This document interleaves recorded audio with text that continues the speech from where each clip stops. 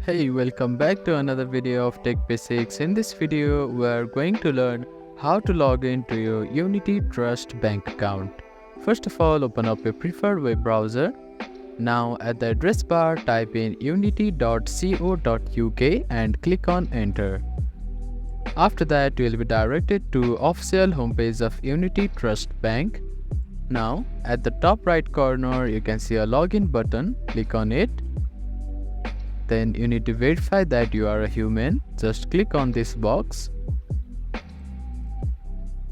And then you'll be directed to a login page. Now type in a username here. If you have forgotten a username, click on this link and follow the instructions to reset it. Now click on continue button.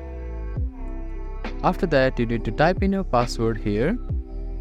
If you have also forgotten your password, click on this link and follow the instructions to reset it. Now you need to type in your first and third number of your PIN here.